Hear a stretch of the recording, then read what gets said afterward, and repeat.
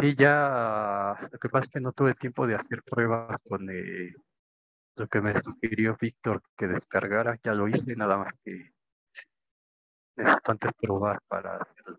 Espero ya el miércoles tener todo listo y ya les avisaría en el Classroom sobre la nueva liga que vamos a usar. Eh, ok, estamos aquí. Entonces llegamos a la definición de integral, que exactamente fue la de cálculo uno, simplemente cambiando intervalo por intervalo n-dimensional y tomando en cuenta que f es una función de ese rectángulo en Rn a R, ¿no? Y todo lo demás se veía exactamente igual. Entonces vamos a ver ahora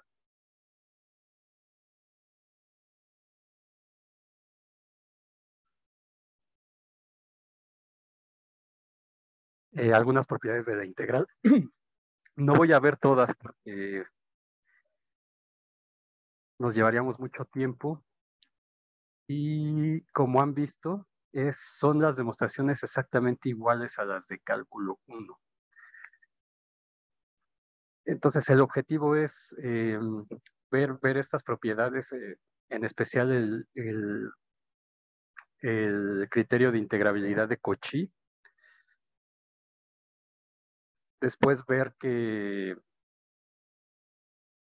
bueno, ese criterio, después de ese criterio demostrar que toda función continua es integrable y luego ver ejemplos de funciones que no son continuas pero también son integrables y de ahí introducir el concepto de medida de Lebesgue. Bueno, no tanto la medida de Lebesgue en general, como la van a ver en análisis, cuando definan una integral que generaliza la integral de Riemann, sino más bien el concepto de medida cero.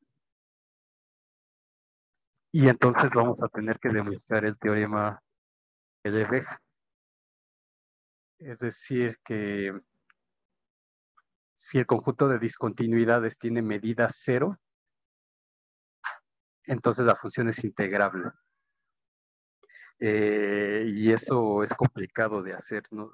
Creo que por el paro eso tocó en cálculo 2, entonces probablemente no lo hayan hecho. Entonces, creo que esa parte, por ejemplo, sí la de cálculo, sí, no, no te preocupes, de todas maneras sé que estamos recordando más o menos cómo eran aquellas demostraciones y si puedes comparar con el Spivak, por ejemplo, vas a ver que es exactamente lo mismo que hemos estado haciendo. Lo que quiero decir es que no aporta nada nuevo esto, pero ya lo de Lebesgue sí, y a partir de lo de Lebesgue, entonces vamos a usar la integral justamente para definir el contenido de Jordan, ahora sí formalmente. Y después extender esta definición de integral ya no a rectángulos, sino a regiones más generales. Entonces, eso va a tener que ver con la medida de la frontera de conjuntos y para eso nos va a ayudar el Jordan. Entonces, más o menos así es lo que vamos a ir haciendo. Entonces, la última vez pusimos un resultado que lo voy a poner como un teorema. 1.2.1, siguiendo la numeración ahora de esta nueva sección. Y entonces demostramos que si f es integrable en el rectángulo n-dimensional R,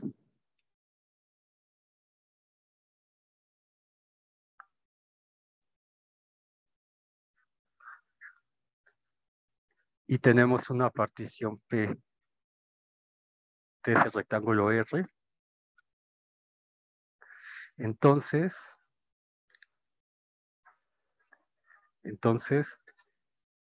la integral inferior, bueno, la suma inferior de esa partición es menor o igual o acota a la integral inferior sobre R de esa función f, y esto es menor o igual que la integral superior, y esto es menor o igual que la suma superior. Donde, o sea, acuérdense que este integral inferior es el ínfimo de las sumas superiores. No, sí, es el ínfimo de las sumas superiores y esta es el supremo de las sumas superiores. La habíamos llamado integral inferior de Darboux. ¿Cómo fue Entonces, eso es el supremo de las sumas inferiores supremo, sí, y sí lo dije mal. el ínfimo Este de de las aquí sumas es el, superiores, ¿no? exacto, exacto. Sí, lo dije mal. Entonces, esta integral inferior es el supremo de las sumas inferiores y esta integral superior es el ínfimo de las sumas superiores. Ok. Entonces, ¿qué es lo que nos dice esto? Bueno, y si la función, evidentemente, bueno, aquí más bien si es acotada, porque en general no necesariamente integrable. A ver si esta cosa no se traba. No puede ser. Esta cosa se me está empezando a trabar. Más bien si f es acotada.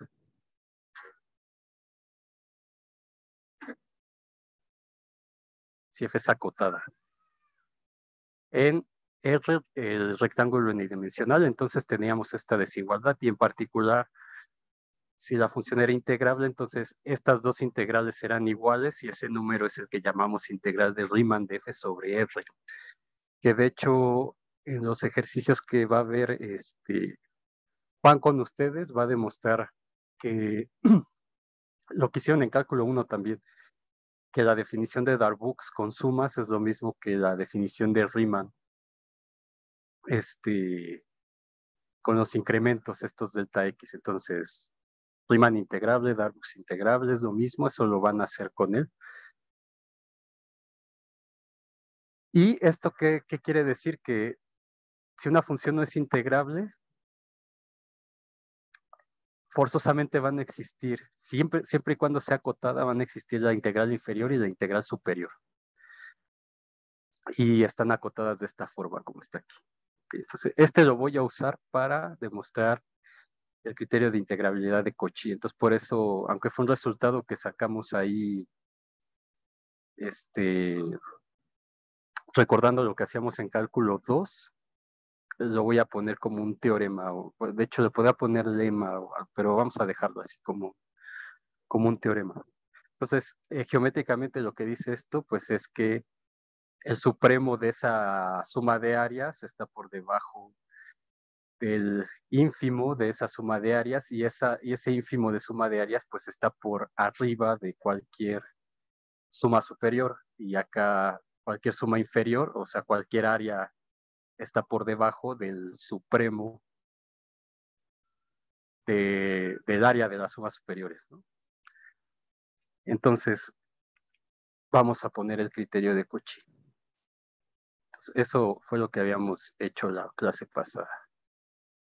Vamos a ver Disculpe, si no me... profe, antes de que inicie, creo que hay algunos compañeros en la sala de espera.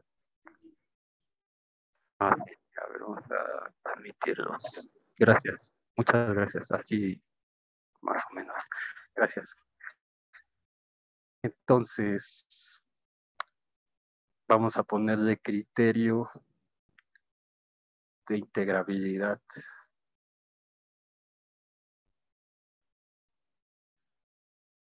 de Cauchy.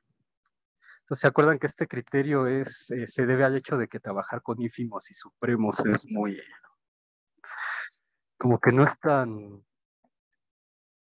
sencillo de trabajar, digamos, en muchos casos? Entonces, este criterio, ¿se acuerdan? Era el que decía, bueno, si aquí lo voy a pintar nada más o menos, ahorita lo borro.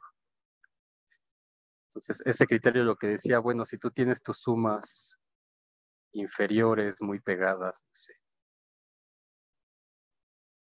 tus sumas inferiores, y tienes tus sumas superiores, es decir, las áreas por arriba, Entonces la función intuitivamente va a ser integrable si la resta del área amarilla, de las áreas amarillas, con las rojas, con las amarillas, o sea, esta diferencia en verde, se puede hacer tan pequeña como yo quiera. Entonces, ¿qué significaba eso? Pues precisamente este criterio de aquí. Entonces vamos a decir sea F es definida de R a R, R rectángulo sobre el rectángulo n-dimensional R, acotada, acotada en ese rectángulo. Entonces decíamos que F es Riemann integrable o integrable simplemente. Pero bueno, se pone esto porque hay más integrales, ¿no? En análisis van a ver también la de Riemann-Stieltjes, que es otra integral. Y luego la de Lebesgue también. Entonces es Riemann integrable, sí, solo sí, esta condición que pusimos aquí, que quiere decir que para todo epsilon mayor que 0 existe una partición del rectángulo R tal que esa diferencia la puedo hacer tan pequeña como yo quiera.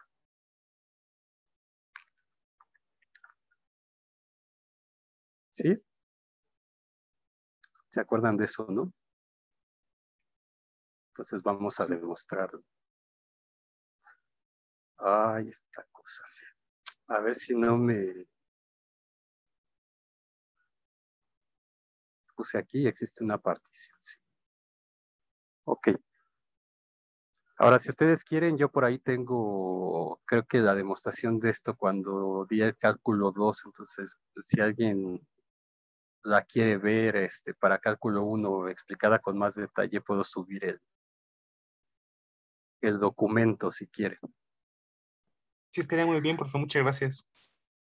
Ah, ok, sí, entonces lo voy a subir. Cuando suba esto, ahí pego aparte el PDF de cálculo 1 para que puedan comparar si quieren y van a ver que es lo mismo exactamente, nada más que en el otro documento está más, digamos, como más elaborado el argumento.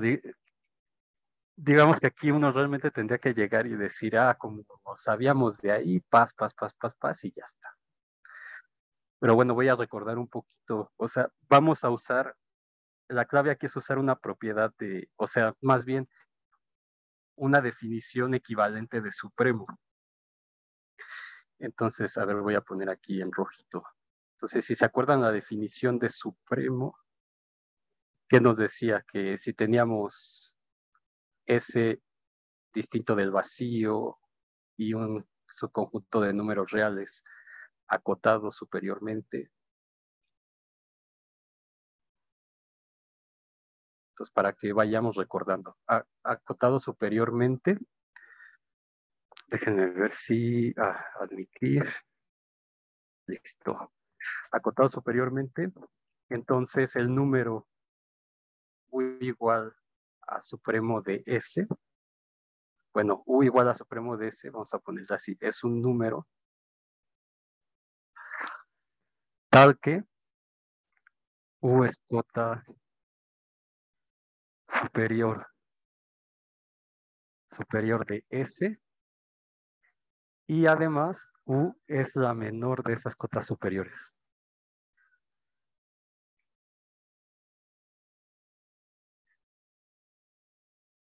Entonces, esta es la definición que usualmente se ve, ¿no? Y análogamente, si tengo un conjunto acotado inferiormente, entonces es el ínfimo si es una cota inferior y además es la mayor de las cotas inferiores, ¿no? Y después lo que hacían era demostrar un teorema que era una definición equivalente a esta, pero con épsilons. Entonces lo que decía este teorema es, si S lo mismo es distinto del vacío y es un subconjunto de R, acotado superiormente,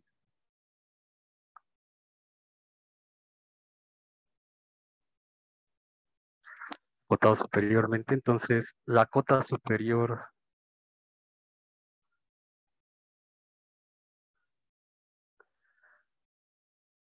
U es el supremo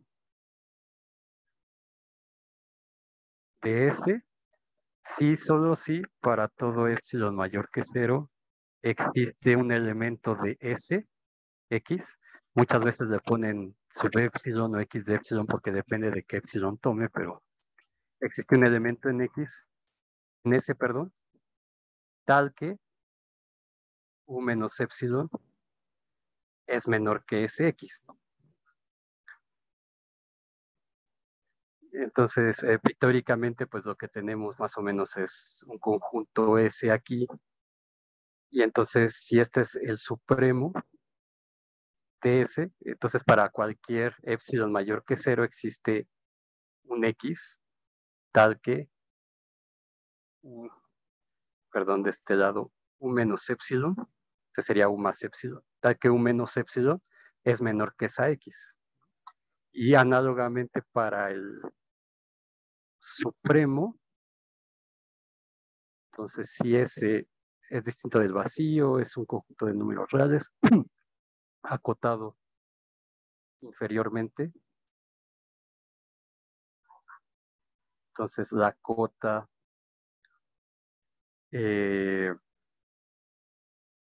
inferior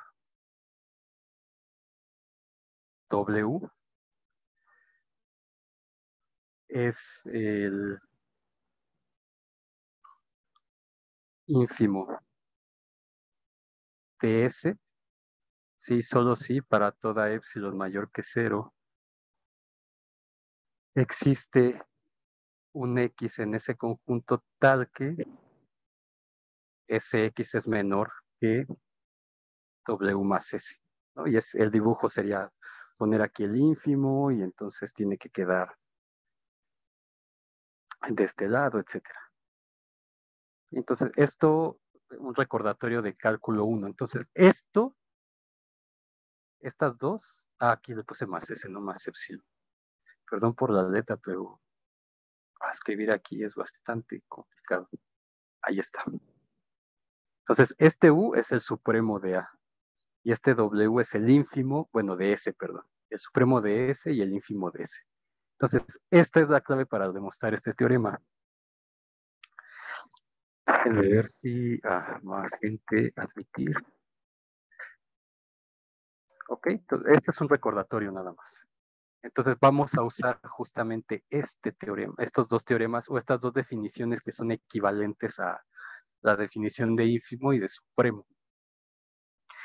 Entonces la vamos a aplicar a nuestros conjuntos, estos que vienen. Entonces vamos a decir, vamos a tener sea A, el conjunto de sumas inferiores para todas las particiones del rectángulo R. Y vamos a decir que B sea el conjunto de las sumas superiores para cualquier partición de R. Entonces, ¿qué cambia aquí? Simplemente que aquí no aparece intervalo como en cálculo 1 y además que esta F va de ese rectángulo en n dimensiones a R. Pero a final de cuentas, estas sumas son áreas y esas áreas son números. Entonces, este es un conjunto de números reales y este también, para cada partición que yo tenga. Y como la función es acotada, entonces este conjunto es acotado y este conjunto también. Entonces existe tanto el ínfimo y el supremo. Okay, entonces vamos a escribir eso así como F es acotada en R. Existen, que voy a necesitar, el supremo de A y el ínfimo de B, tales que, por los teoremas en rojo,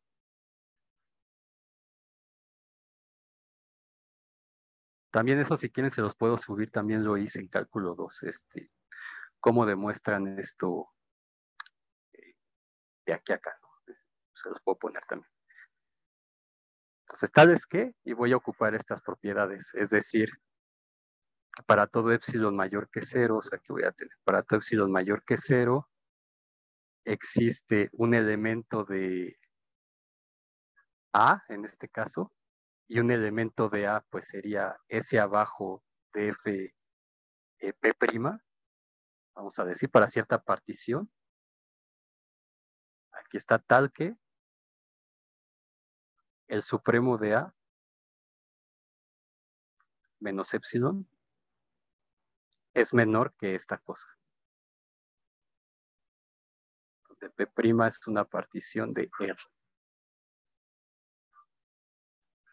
Ok, y análogamente,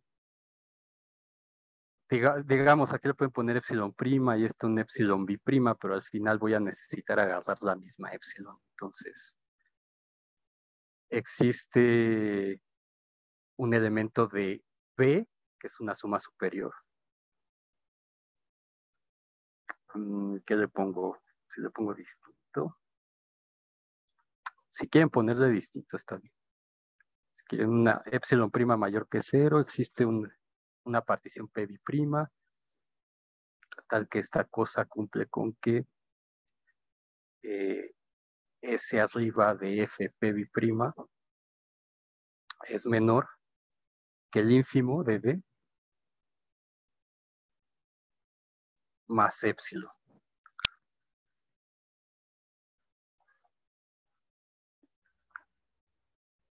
Ok, donde esta cosa, si quiere, aquí lo voy a poner diferente. O bueno, existe esta en B, digamos, y esta en A. Así. Ok, entonces, con esto ya va a ser fácil demostrar el teorema. Entonces, vamos a suponer que F es Riemann integrable. Profesor, antes de continuar, ¿es necesario que las particiones sean diferentes o pueden ser la misma? No, puede ser la misma. O sea, simplemente lo que digo es que existe una tal que, pero de hecho ya habíamos demostrado que esto queda por abajo, entonces puede ser la misma incluso, pero en general podría no ser, digamos. Ok. Entonces por eso mejor la pongo diferente, ¿ok? Entonces vamos a suponer que F es integrable en R. Y tenemos que demostrar entonces, por demostrar que para todo epsilon mayor que cero, existe una partición de R tal que se cumple esta propiedad. ¿Okay? Esto es lo que tenemos que demostrar. Entonces, que F sea integrable quiere decir, entonces aquí, es decir, que la suma inferior es igual a la suma superior. Y eso es igual a la sobre R. Esto es igual a la integral sobre R. Eso es por hipótesis. Entonces, por lo que ya vimos acá, como F es acotada, de hecho nada más, esto se cumple, esto que tenemos aquí. Entonces lo podemos aplicar acá, en particular si F es integrable, quiere decir que es acotada y entonces cumple con todo esto de aquí. Entonces lo voy a escribir aquí abajo otra vez. Digamos, vamos a aplicar esto con las definiciones que puse aquí. Entonces, por lo de arriba, vamos a poner las particiones diferentes. Existe P' partición de R y para todo epsilon mayor que cero, es decir, existe un epsilon prima, vamos a llamarle mayor que cero, tal que el supremo de A, que es esta, menos epsilon prima, es menor que la suma inferior de Fp', ¿ok? Aplicando esto de aquí. Aquí el supremo de A es precisamente la integral inferior. Aquí recordar que la integral inferior es el supremo de este conjunto A. Y análogamente para el otro existe una partición P' del rectángulo R y una epsilon B' mayor que 0, no necesariamente igual a la otra, tal que, ¿dónde está la otra propiedad? Esta. Tal que esta suma superior de Fp' es menor que el ínfimo de B, pero el ínfimo de B es la integral superior más epsilon. Ah, y aquí epsilon prima, epsilon B'.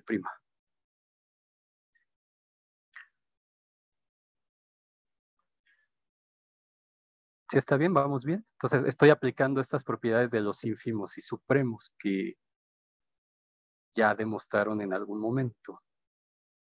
1 y 2, estas dos, entonces este es por 1 y este es por 2. Entonces, como yo quiero hacer la diferencia y que esa diferencia sea menor que epsilon, después digo, el problema va a ser que debo tener la misma partición, pero ya se imaginarán qué es lo que vamos a hacer, ¿no? Entonces, si la sumamos, a ver cómo le pongo aquí. Lo malo que con esto se empieza a hacer.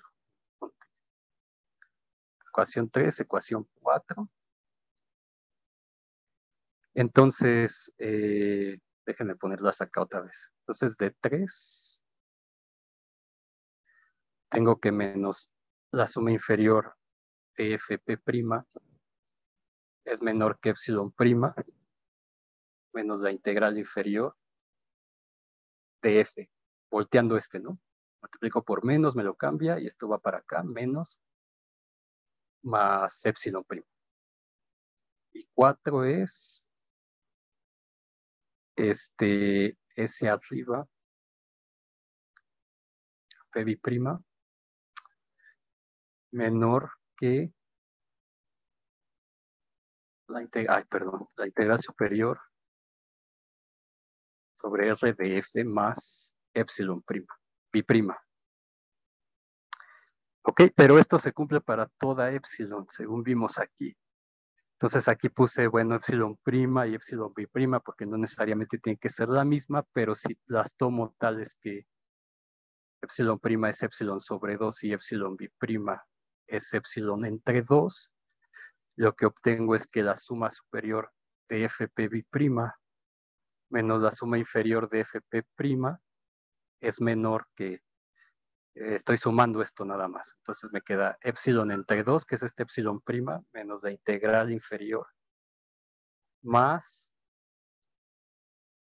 la integral superior, más epsilon B', que es epsilon entre 2, pero como la función es integrable, estas dos son iguales, y entonces esto se me hace 0, y esto es epsilon. Pues F es integrable, ¿ok? Entonces esta es la misma que esta. Permitir. Ok, pero lo que necesito demostrar es que para la misma partición se cumple esto. Entonces, ¿qué es lo que vamos a hacer? Pues vamos a tomar la partición que hemos venido tomando, sea P ', con esta cosa así, P', donde acuérdense que esto lo que quiere decir es que P1' lo uno con P1B' y hago el producto cruz. Bueno, producto cartesiano, perdón. P2, P2B', etc. Entonces tomo esta partición, que no lo hicimos realmente, pero pueden demostrar que efectivamente es un refinamiento de tanto de P' como P'B'. Entonces, eso no lo voy a hacer, pero voy a ponerlo aquí.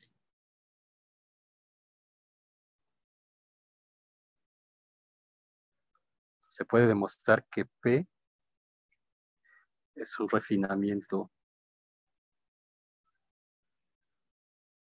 de P' y P'B'. Igual si no lo ven tan claro, pueden decirle a Juan que lo vea en la ayudantía de mañana quizá. pero avisen. O sea, digamos que el ayudante es como para ir tapando estas cositas que a lo mejor, bueno, que yo no considero que sean tan importantes de ver, pero pueden complementarlo ahí, si es que lo intentan y no les queda, ¿no? Pueden decirle a eso. Entonces, como es un refinamiento, eso quiere decir que P' está contenida en P, y entonces por el teorema, no me acuerdo cuál era, la suma inferior, ¿y cuál voy a usar? Bueno, voy a poner las dos. El refinamiento es menor o igual que la suma inferior de la partición, perdón, de la P original, es menor o igual que la suma inferior del refinamiento, y también la suma superior de la original es mayor o igual que la suma superior del refinamiento. Así. Y P' es un refinamiento, P es un refinamiento de P', entonces también tengo que S abajo de FP' es menor o igual que S abajo de FP, y también que S arriba de FP' es mayor o igual que S arriba de FP'. No me acuerdo qué teorema era este, pero ya saben cuál, ¿no? Es que nos tardamos un poco en demostrar la vez anterior, creo, o antes, no me acuerdo. Entonces, no me acuerdo qué numeración tenía. 1.1, si este le puse, era el 3, 2 debe de ser me parece que es el 1.1.2, pero lo checo y lo pongo bien aquí. Le puso el lema 1.1.1. Ah, sí, cierto, el lema le puse, muchas gracias. Profe, ahí Entonces, creo que se le fue una prima en la última de segunda. cierto, muchas gracias. ¿Dónde está? Aquí, ¿no? Sí, ahí Sí. está. Muchas gracias. Ok, entonces, ahí estamos, ¿no?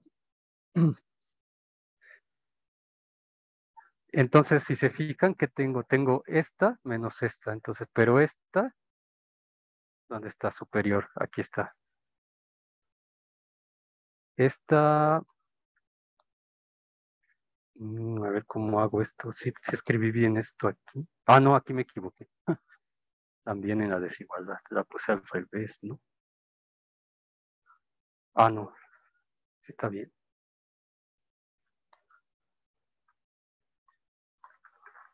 Es S' menor o igual, y la otra tiene que voltearse, entonces sí es así. Profe, están escribiendo en el chat.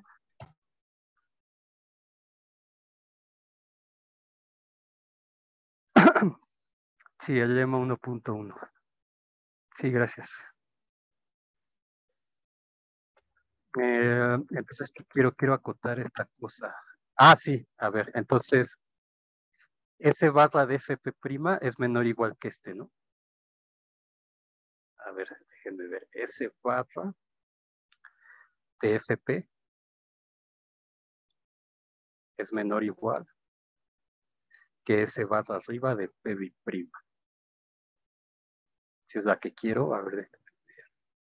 Sí, ok. Y esta, ¿dónde está P'? Quiero la que está abajo esta. Y S barra abajo P'.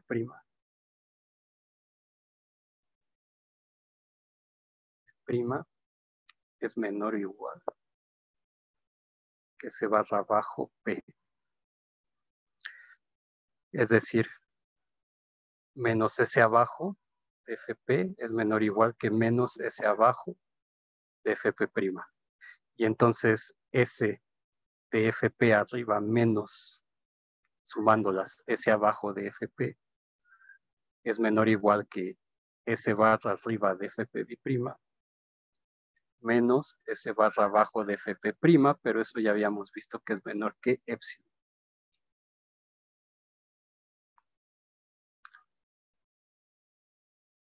¿Ok? Y acabamos el primero. Entonces, hemos dado esta partición que es donde la partición es P', esta unión especial con P'. Entonces ya tenemos la, ¿cómo le llaman? La ida, ¿no? Algo así. Está bien. Entonces, si checan en lo que les voy a mandar, es lo mismo. Lo mismo, solamente aquí cambia la R y aquí esta unión cambia por esta unión con el más. Entonces, es exactamente lo mismo. Por eso mucha gente, por eso la gente no se detiene a volver a ver esto a detalle, digamos, porque pues yo creo que así queda un poco más claro con cuál es la, o sea, qué diferencias tengo que poner, diferencias sutiles al hacer las demostraciones acá, ¿no? Pero formalmente pues es prácticamente lo mismo, nada más que aquí no es rectángulo en una dimensión, sino es en n dimensiones, y esta f es una función de Rn a R. Ok, ahora... Ah, sí, sí, voy a cambiar la tarea opcional, ¿no? Sí, voy a cambiar la numeración porque estaba pensando como verlo de corrido, y entonces como ya cambié la numeración acá, voy a arreglar la tarea para que vean exactamente qué teorema es. Está preguntando Joshua. Voy a corregirlo. Ok, entonces ahora el regreso. Ahora vamos a suponer que existe, o sea, que para todo esto y lo mayor que cero, existe una partición P de R tal que este arriba de FP menos este abajo de FP es menor que F. Y entonces por demostrar que F es integrable con la definición. Sí, ese teorema que menciona Joshua es el que voy a ver ahorita en unos momentos. Entonces lo voy a ver para funciones de Rn en R y entonces les pido en la tarea generalícenlo para funciones de Rn en Rm con la definición de integral, que o sea, es trivial hacerlo prácticamente. Pero sí, ahorita le cambio ahí. Entonces tenemos que demostrar que es integrable. Y para esto voy a usar el teorema 1.13. 1.2.1, perdón. Entonces, como F es acotada, entonces en nuestras hipótesis F es acotada siempre. Entonces, como F es acotada, aunque no esté puesto explícitamente ahí, del teorema 1.2.1, si lo puse así, sí, el teorema 1.2.1, ¿qué tenemos? Que las sumas inferiores de FP son menores o iguales que la integral inferior de F, es menor o igual que la integral superior, es menor o igual que la integral superior, digo que la suma superior. Y además sabemos que esta, como es una suma, siempre es mayor o igual a cero, ¿no? Para cualquier partición que dé. Bueno, si doy la partición identidad, pues obtengo la suma del rectángulo completo y eso es mayor que cero, evidentemente. Entonces, tengo esto así. Lo que tengo que demostrar es que esta integral es igual a esta usando esta hipótesis de acá. Entonces voy a separar estas desigualdades. Si lo hago así, bueno, sí, lo voy a hacer. O sea, esto lo que nos dice es que la integral superior es menor o igual que la suma superior. Y también que la integral inferior, esta es mayor o igual que la suma inferior. ¿Okay? Y eso es mayor o igual que cero. Todas estas son mayores o iguales que cero.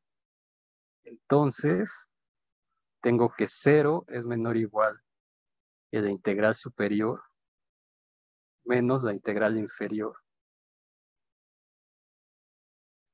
¿Ok? Y eso es menor o igual que la suma superior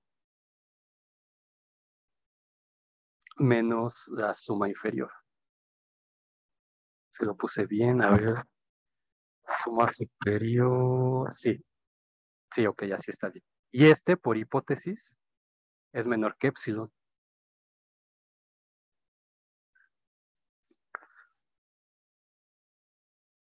Es decir, tengo 0 menor o igual que la integral que es superior, menos la integral inferior, menor que epsilon. Y se acuerdan de estas propiedades de cálculo 1 también, pues esto quiere decir que esta cosa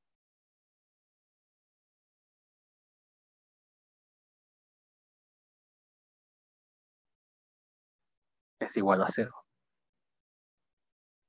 Entonces, por lo tanto, la función es Riemann integrable.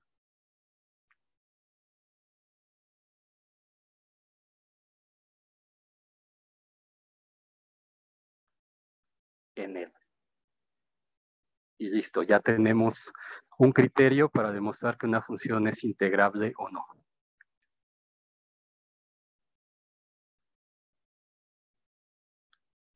Profesor, ¿puede regresar a la página anterior también, Claro, por favor? claro, claro. Entonces, les voy a subir eso de cálculo 1 para que chequen. Ahí está más, creo recordar que está explicado más detalladamente que lo que hice aquí. O sea, intenté hacerlo así también detallado, pero no tanto.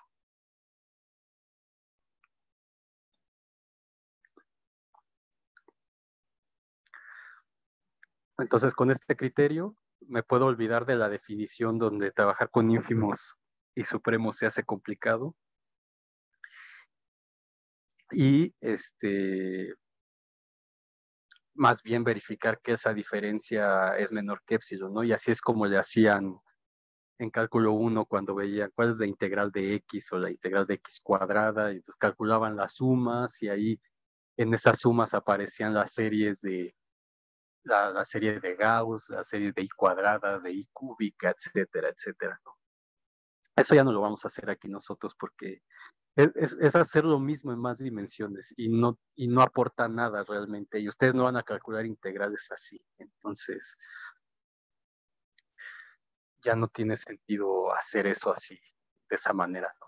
O sea, lo que quiero decir es que podríamos ver, bueno, ¿cuál es la integral sobre el rectángulo en R2 de la función x cuadrada más y cuadrada? Y entonces, bueno, tendríamos que usar sumas superiores, sumas inferiores, y como no tenemos ningún teorema al respecto de esto, será encontrar dobles sumas y realmente es como, no sé, creo que con Juan vieron algún ejemplo de esto y no aporta nada. Entonces, digamos que esto ya no lo vamos a ver. Pues déjenme ponerles un ejemplo. Un ejemplo. ¿Cuál era? A la que es uno, sí. Entonces, sea F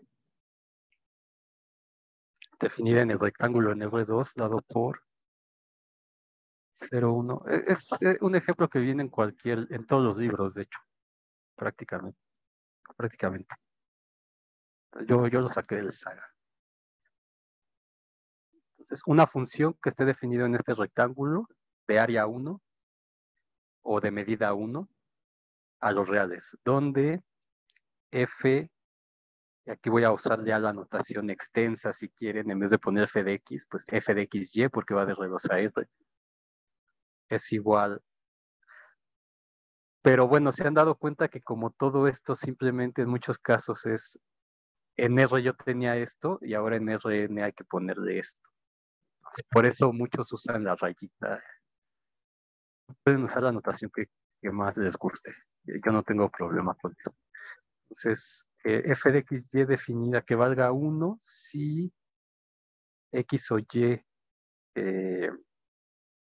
están en los enteros, o que valga 0 si si x y y están en su complemento.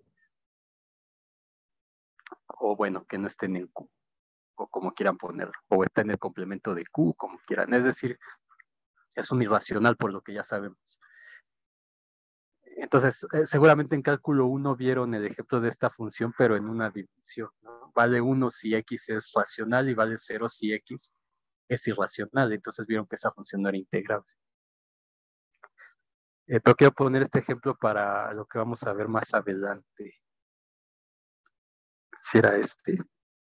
Sí, este y otro. Entonces, esta es mi función. ¿Qué quiere decir?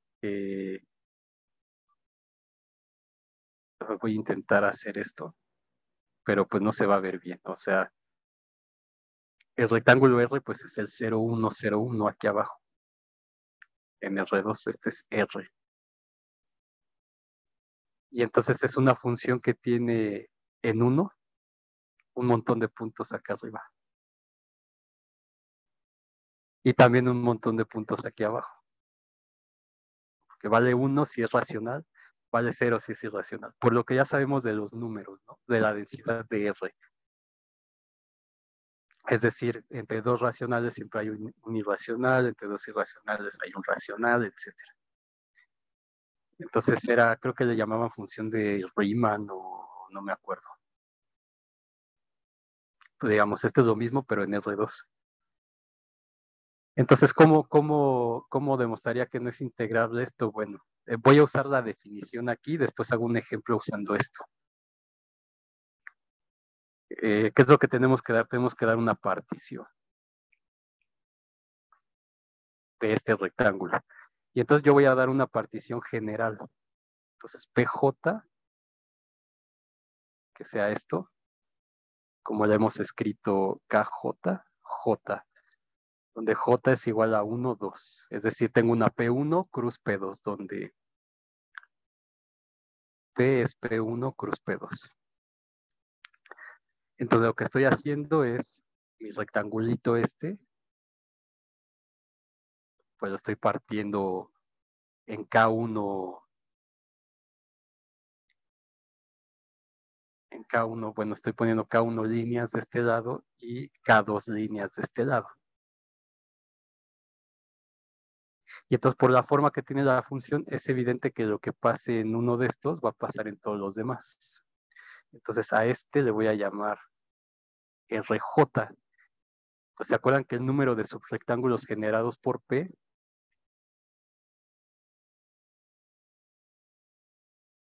es el producto de K1 hasta Kn? Entonces hay R1 hasta R mu subrectángulos de esos generados por P, por esa partición. Entonces me voy a fijar en 1 y voy a ver qué pasa ahí.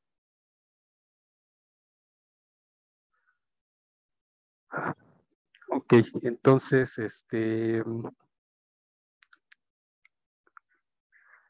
razón. Están pidiendo el link del grupo de WhatsApp ahí. Ok. Igual si tienen problemas en WhatsApp pueden hacer uno en Telegram, creo que es menos problemático. Pero pues no sé.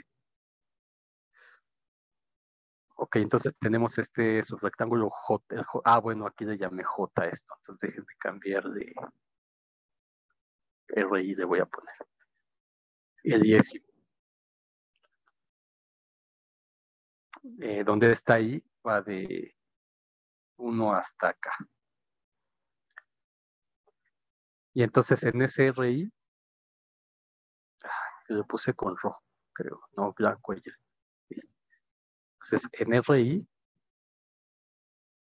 existen parejas XY tales que X o Y son racionales y también existen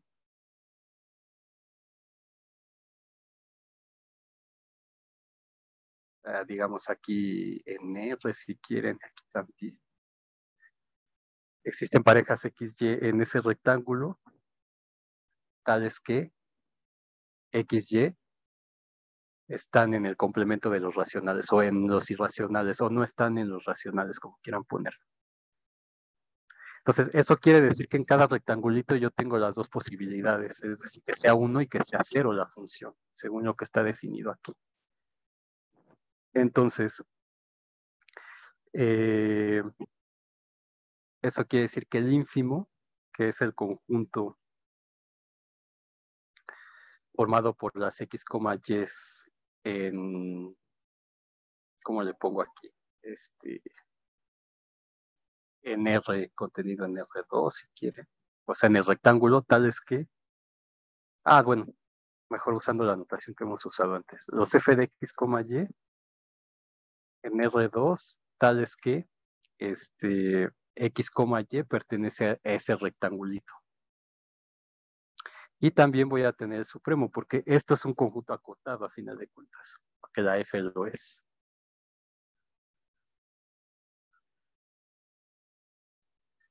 Tal que perdón, el ínfimo. Ínfimo, sí, aquí estaba diciendo, pues tengo lo mismo. MI es el ínfimo y MI mayúscula es el supremo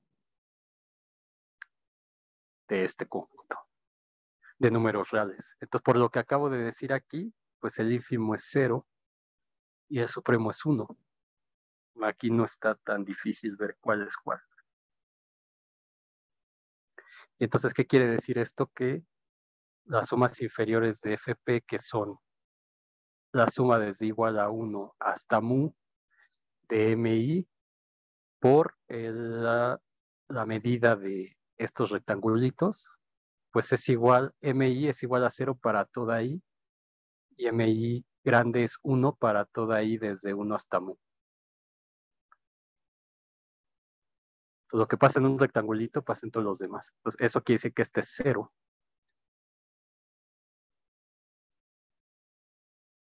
Y entonces esta suma me queda igual a 0. Y luego la suma superior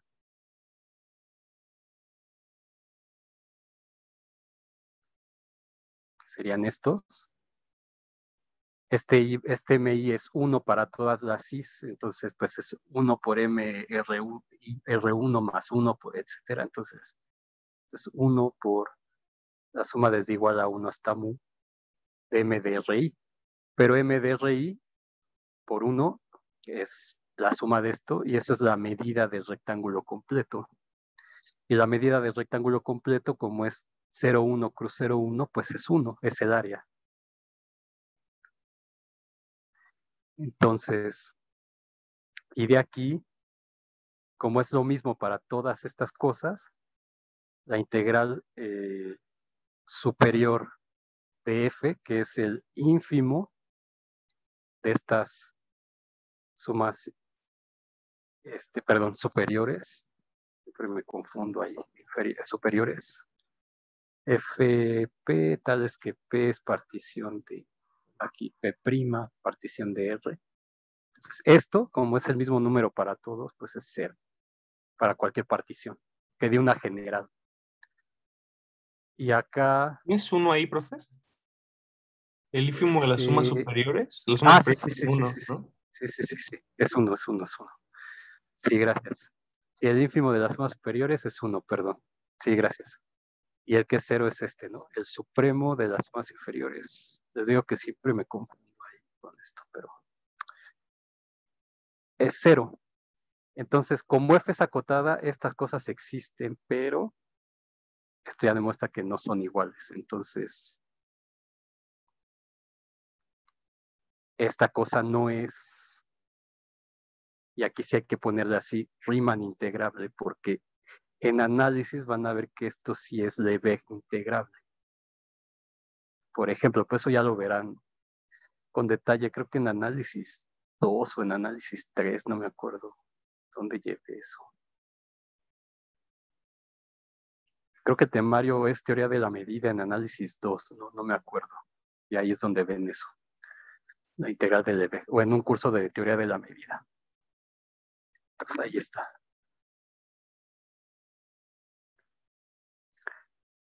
Ok. Ahora, ¿cuántas discontinuidades tiene esta cosa? Pues, vamos a ponerle aquí. No hay nadie. Por ahí en la tarea pide algo de Lebesgue. Ah, de la medida de Lebesgue. Eso todavía no lo vemos.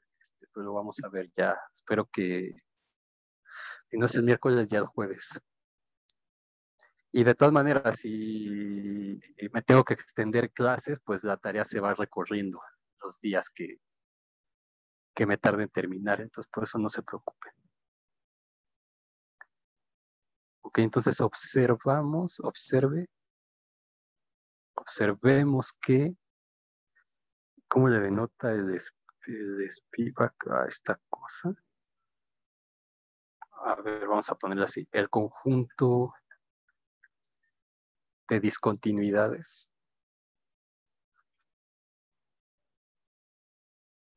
de esta función, pues es todo, ¿no? Eso lo denotan creo con una D y ponen la función y el lugar donde lo están haciendo. Entonces, esto denota el conjunto de discontinuidades de la función f en R. Entonces, este conjunto de discontinuidades en este caso es esto. O sea, es todo el rectángulo. Y eso lo que quiere decir es que el interior, esto porque lo vamos a usar después, pero para que vayamos observando cosas que pasan aquí. Esto quiere decir que el interior de esto no es cero. Entonces vamos a ver que hay una relación entre interior y medida. Entonces, si en cálculo 1 vieron esto de el teorema de Lebesgue, no la integral de Lebesgue. O sea, que el conjunto de discontinuidades tenga medida cero.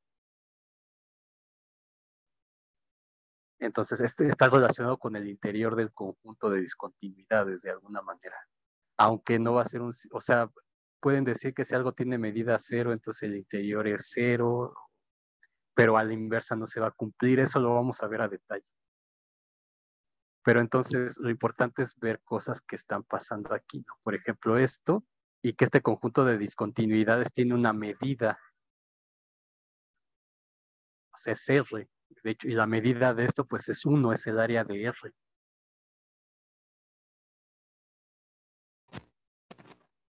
Que no es cero, entonces no es Riemann integrable bajo el teorema de Lebesgue que vieron en cálculo 1.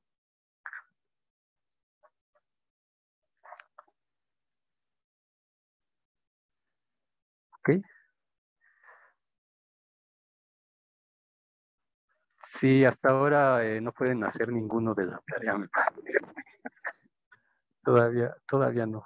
De la tarea opcional sí, todos prácticamente, pero de la tarea buena todavía no. Conforme vayamos viendo cosas, yo les voy a decir, y ya con esto pueden hacer la tal de la tarea, y con esto que vimos ya pueden hacer el otro problema de la tarea, etcétera. Entonces sí, llévensela con calma, todavía no pueden, digamos, hacer. Aunque con Juan vieron algo de medida de Lebesgue, pero nosotros lo vamos a ver aquí formalmente. Entonces, ¿continuamos o quieren hacer el parón clásico?